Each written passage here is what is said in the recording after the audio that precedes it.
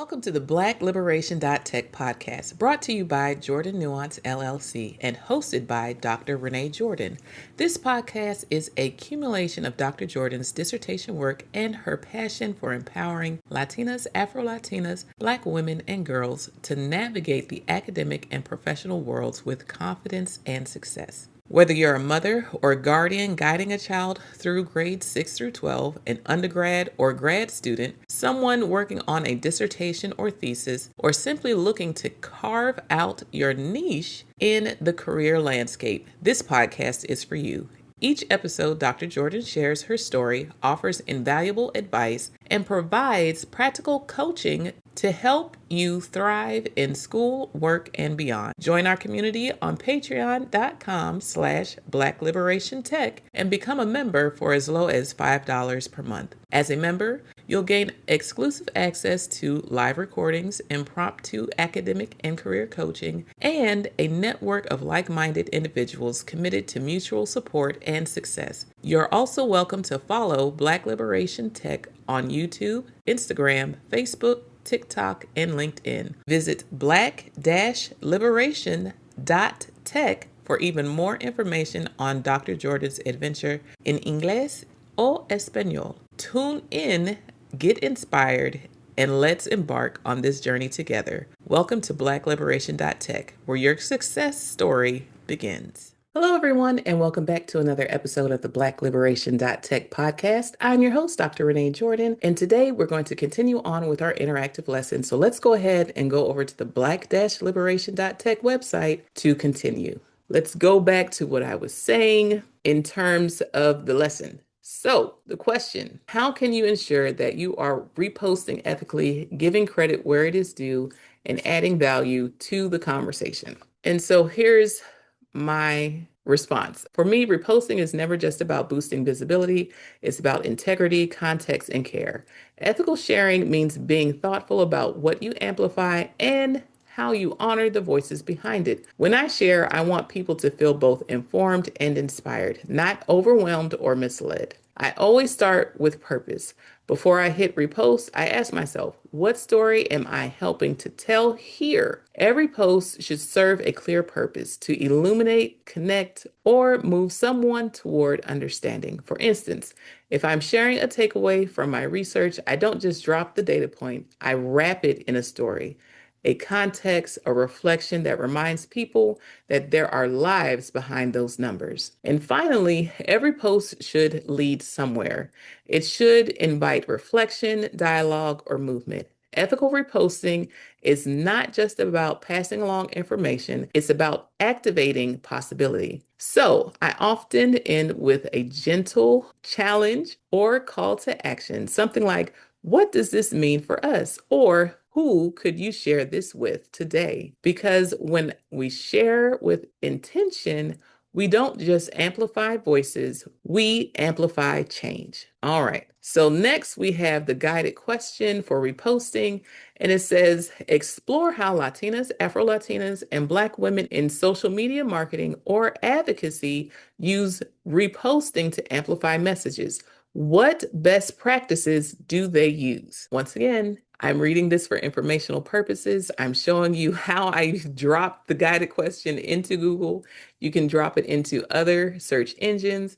You can drop it into generative AI platforms and see what they come up with. And when you get there, verify and then trust. So here we go. Latinas, Afro-Latinas, and Black women in social media marketing and advocacy use reposting to amplify messages by centering community, curating content, and adding their own authentic voice. This strategy moves beyond simply sharing content to creating a powerful ripple effect that builds community, drives social change, and establishes thought leadership. Okay. How reposting is used to amplify messages. So first we have building community. Reposting user-generated content, UGC, from other Latinas, Afro-Latinas, and Black women and their supporters builds camaraderie and showcases the human side of a brand or movement. This encourages followers to participate and strengthens community bonds. Next, driving social change. Historically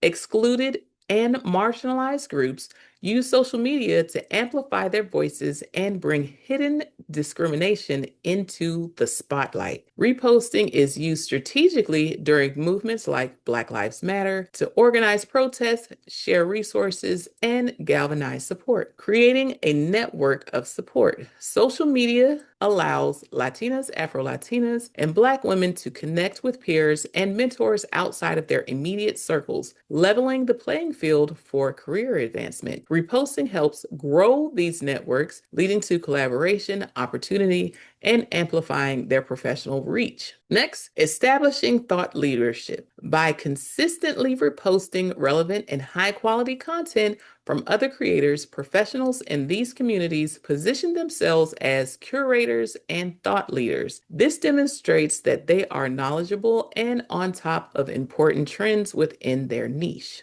Best practices for amplifying messages through reposting. Add original, authentic context. Instead of only pressing the repost button, adding personal commentary reinforces your brand's values and provides meaningful context to your audience.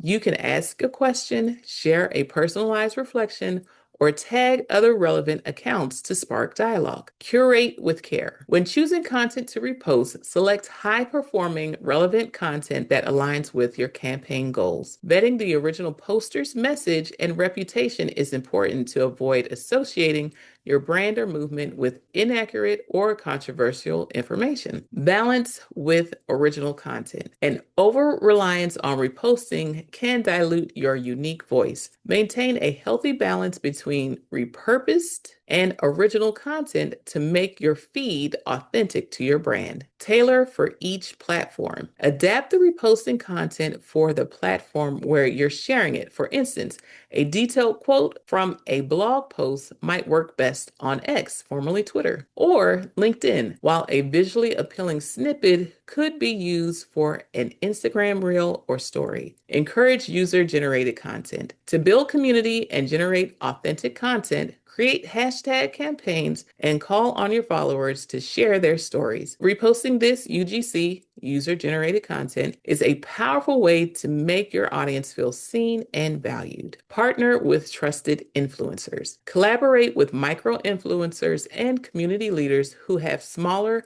more loyal followings. Their endorsement can be more impactful than a celebrity endorsement because their recommendations are seen as trustworthy and authentic. A note on allyship and impact. While some view reposting as performative activism, strategic and authentic reposting by Latinas, Afro-Latinas, and Black women is a vital tool for community building and driving social change. By supporting the visibility of other creators and advocates, they create a win-win situation where original creators gain exposure and their own audiences stay engaged with relevant and meaningful content. All right, and so that is the end of that. Now, next, we're going to go to the last type of interaction or digital literacy, if you will, for this episode, and that is unfollowing.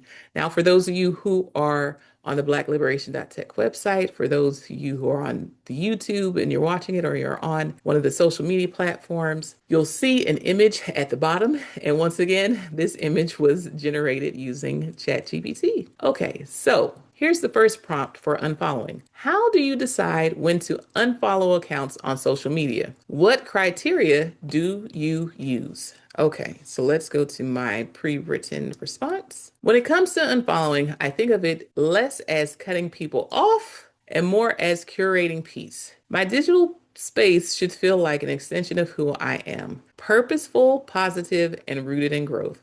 So every so often, I do what I call a digital cleanse. I scroll through my feed and ask myself the question, does this content make me feel inspired, informed, or anxious? The answer usually tells me what I need to do next. If an account constantly posts things that weigh me down, violence, negativity, or content that triggers anxiety, I let it go.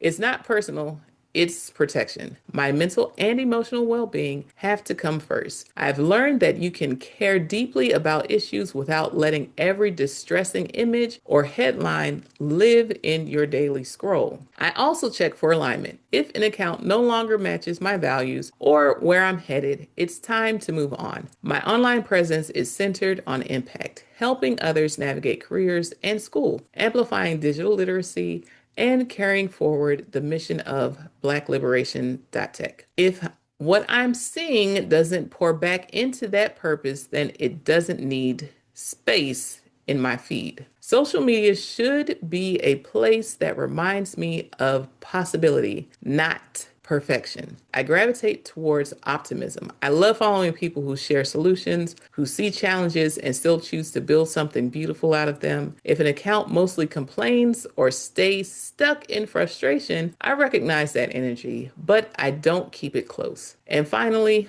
boundaries. I don't entertain trolling, inappropriate messages, or harmful content. If an account crosses that line, I block it or report it. Unfollowing is what I do when something simply no longer feeds my spirit. It's not rejection, it's redirection. For me, unfollowing isn't about avoidance. It's about stewardship. Now, I have mentioned before that I like to follow content that is inspirational, informative, funny, or has an artistic spark that encourages creativity. And I mentioned nail techs who have the ability to either freestyle or take inspirations and make it their own. That's something that I enjoy watching as well. So don't think that everything that I'm following is for learning purposes in terms of, oh, I want to be able to do this thing. It can be inspirational. When I see artists at work, that encourages the creativity in me because I am creative and I'm able to create a lot of things. And seeing other people work in creative spaces encourages that creativity within myself. So I also like to watch creative people. So the next prompt, reflect on a time when unfollowing an account improved your online experience. What did you gain from that decision? I won't name any names, but there was a content creator who I enjoyed their different snippets. And then when I started to follow them, I started to get everything from them as opposed to them just showing up in my feed every once in a while based on the types of posts that I actually enjoyed from them. Then I'll unfollow them. That doesn't mean that they don't still come up in my feed, but I'm not going to be following them so I don't get everything they post. And that allows me to navigate being entertained by what they have to share or learning from what they have to share. So that's an example of how I decided to unfollow an account. But let's go into my more detailed response. While I'm careful about who I follow, particularly on platforms like TikTok, the general concept of cleaning up my feed has significantly improved my online experience, gaining peace of mind. The primary gain from unfollowing accounts that post distressing or anxious content is protecting my mental health and emotional well-being. It's critical to curate online experiences, focusing the feed. By unfollowing noise, I gain clarity and focus. My feed becomes more supportive of my personal and professional interests, allowing me to focus on content creators who provide words of affirmation or inspiration. You have the right to make your online space a positive and comfortable environment for yourself. All right, let's take a look at the next prompt. How do others handle unfollowing on social media in a way that you admire? I admire those who practice intentional boundary setting and recognize the distinction between offline and online relationship, distinguishing real life from online life. I admire the perspective that online and offline relationships can coexist separately, muting as an alternative. I admire the constructive practice of muting people you care about but whose content is currently overwhelming or who you need space from. This allows you to still maintain the connection following, but won't constantly see every post or get alerts. Posting intentionally or not at all. I respect those who use social media selectively or who choose not to post at all. All right, so let's move to the next prompt. What are the potential consequences, positive or negative, of unfollowing someone or something online, both personally and professionally. Let's take a look at the positive consequences first, personal and professional. Enhanced mental well-being. The most significant benefit is reducing stress and anxiety by controlling the content you consume, improved focus and productivity. Curating your feed allows you to dedicate your time to content that inspires, educates, or aligns with your goals rather than passive consumption. Stronger self-worth. By removing accounts that cause insecurity or comparison, you reinforce the message that your worth is not based on likes or curated highlight reels. Clear professional presence. By following relevant experts, organizations, and positive content, your digital environment reflects your genuine professional interests and continuous learning. Number two, negative consequences. Relational conflict/pressure. While unfollowing is a personal choice, it can sometimes lead to uncomfortable situations, especially if the person unfollowed notices. Users often feel pressure to follow someone online just because they are friends in real life. This is why the distinction between real life friendship and online following is crucial. I'm the type of person who values sharing personal things with people who will also share personal things back with me. Now, some of the information that I share in blackliberation.tech is personal, but it's not personal to the point that it's not something that I wouldn't tell a stranger, if that makes sense. So if I wanted to encourage someone along the way, I would have to tell them my personal story, but I'm not giving them the blow by blow of my everyday life, if that makes sense. Now, there are some people who are comfortable with that, and that's good for them. But I need to have a separation where I know that the personal information that I want to keep to myself is indeed to myself. And the personal stories that I choose to share, it's in hopes that it helps somebody else along the way. That's my level of comfort. I would not mind someone coming up to me and say, "Hey, I follow you online. And I remember you talked about X, Y, and Z." And that would be okay with me because it would be a story that was meant to be shared and one that I hope would touch somebody in order to help them along their journey, as opposed to my day by day and feeling like, okay, now wait a minute, that's too much. Next, missing important life updates. If you unfollow someone who shares important, non-distressing content, you might miss updates that could be relevant to your real life relationship. Though muting mitigates this somewhat when it comes to personal relationships.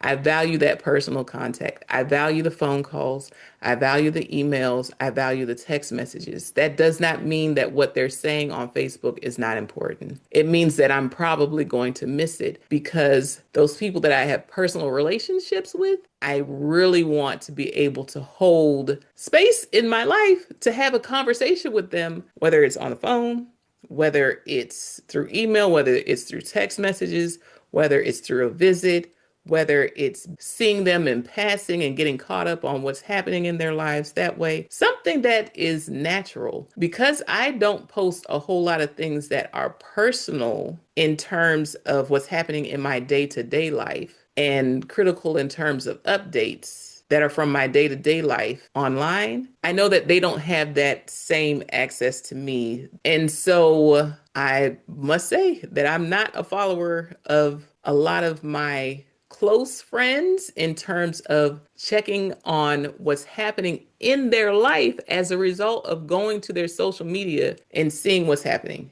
I might be connected with them on social media, but that doesn't mean that I'm reading every post and every notification that goes out, because I feel like if I'm their friend, we have that personal space. And how close we are in real life is how close I want to be with somebody online. If this is social media and I'm just following them in passing, hey, I expect somebody else to follow me in passing as well, based on what interests them. If I'm saying something that interests them, if I'm saying something that inspires them, if I'm saying something that helps them along their way, that's the kind of engagement that I expect from them. I like to keep it light, if you will. Although the information may be important, it's not my everyday ups and downs.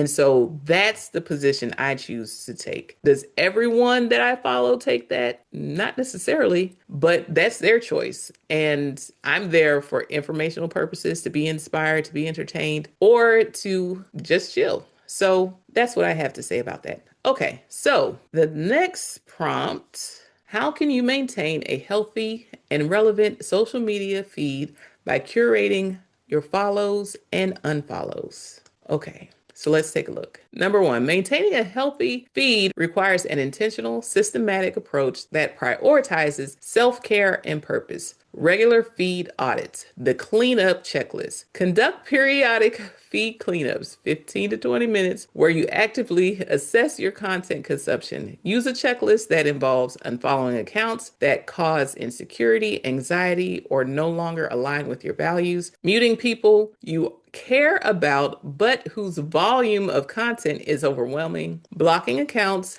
that consistently post harmful or triggering content. Next, we have follow with purpose.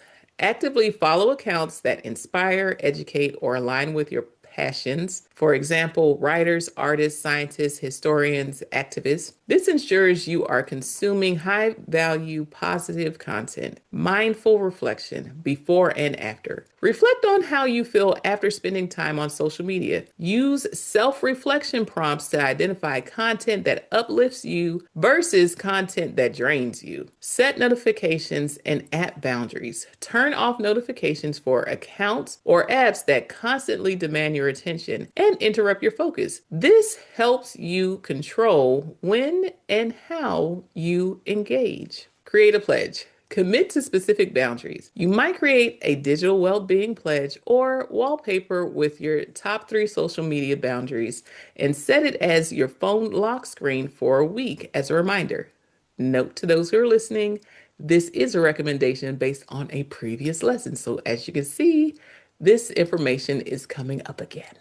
All right, this reinforces your commitment to staying mindful. Next, we have practice intentionality over performance. Always ask, who is this for? If you are posting or following just to impress strangers or to prove something, take a breath. Your peace is more important. All right, so finally, we have the last guided search for this episode. We are going to take a pause after this and return to finish it out next week. So, guiding questions for online search. Explore how Latinas, Afro-Latinas, and Black women influencers or leaders in digital media manage their social media feeds.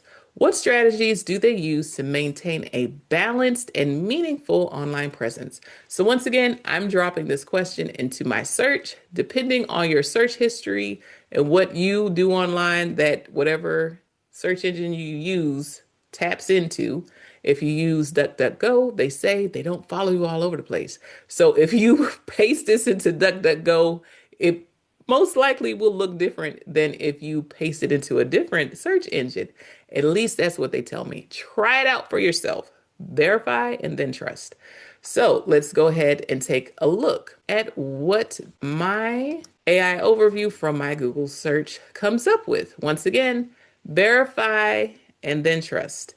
My challenge to you on this section is to verify the information that I'm reading. What I'm reading is for informational purposes only. And so your task is to take a look at other platforms, take a look at other websites, other resources, other sources to determine whether or not this information is trustworthy. So let's take a look. Black and Latina women influencers in digital media navigate a complex landscape of authenticity, community building, and social justice while managing their social media feeds. They often face distinct challenges, including pay disparities, content suppression, and online harassment, making their feed management strategies particularly intentional and resilient. Strategies for a balanced and meaningful online presence. Prioritizing authentic content. These influencers understand that their unique voices are their greatest asset.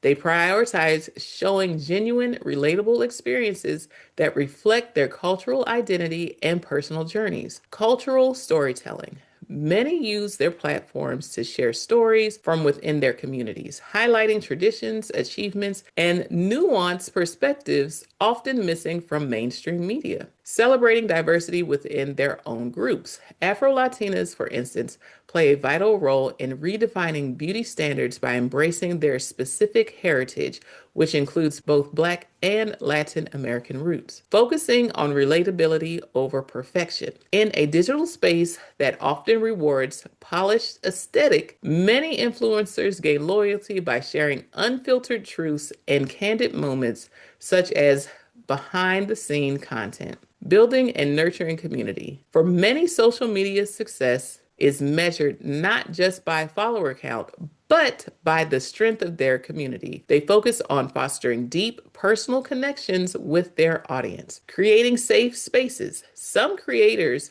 like the founders of the social media platform Good Feed, have explicitly built online spaces for intellectual conversation centered on women of color, encouraging dialogue and interaction. They frequently use interactive features such as polls and Q&As and actively respond to comments and messages to bridge the gap between themselves and their followers. Next, we have collaborating with peers. Influencers often team up with other Black and Latina creators. These collaborations help to amplify their collective voices, share audiences, and create networks of mutual support. Okay, navigating and challenging systemic inequalities. Because they operate in a digital space where marginalized voices are often undervalued, these influencers employ specific strategies to combat racial and gender-based discrimination. For example, demand equitable pay. Through public discourse and anonymous forums like the Instagram page Influencer Pay Gap, content creators have brought attention to the racial pay gap in industry, advocating for fair compensation. Speaking out against content suppression, many Black and Afro-Latina creators report experiencing shadow banning or other algorithmic biases, especially when discussing race or social justice issues. They persist despite this suppression, finding ways to continue these important conversations. Next, we have educating brands on authentic partnership. They advise brands against tokenism and call on them to engage in long-term, culturally aware partnerships rather than performative, short-term campaigns around heritage months. They expect brands to lead with their creative voice, not the other way around. All right. Next, we have how they prioritize well-being and setting boundaries. The pressure of managing a public platform while advocating for marginalized communities can be emotionally taxing. Many influencers prioritize their mental health by establishing clear boundaries. For example, diversifying their online presence. Some strategically use platforms for different aspects of their personality or brand, adapting their presence to each network. This prevents putting all their assets in the same basket and builds resilience against changing algorithms. Next, we have disengaging and protecting energy. While some influencers choose to take on the role of educators and activists, others deliberately avoid over-engaging in emotionally draining topics to preserve their mental health. And finally, we have focusing on positive representation. Leaders like Sherry Williams highlight how Black women use digital media to create affirming self-representations, counteracting harmful stereotypes often perpetuated elsewhere online. All right, and so that is the end. Thank you for tuning in to the BlackLiberation.Tech podcast, brought to you by Jordan Nuance LLC and hosted by Dr. Renee Jordan. We hope today's episode has inspired you and provided valuable insights to help you navigate your academic and professional journey with confidence and success. Remember to like, subscribe, and share, as well as rate and review the podcast to help it become more discoverable. Whether you're guiding a child through grades 6 through 12, tackling undergraduate or graduate studies, working on a dissertation or thesis, or exploring your career options, this podcast is here to support you every step of the way. Join our community on patreon.com/BlackLiberationTech and become a member for as low as $5 per month. As a member, you'll enjoy exclusive access to live recordings, impromptu academic and career coaching, and a network of like-minded individuals committed to mutual support and success. Don't forget to follow Black Liberation Tech on YouTube, Instagram, Facebook, TikTok, and LinkedIn. Visit black-liberation.tech for even more information on Dr. Jordan's adventures, available in both English and Spanish. Stay inspired, stay empowered, and keep moving forward. Until next time, take care. Bye-bye.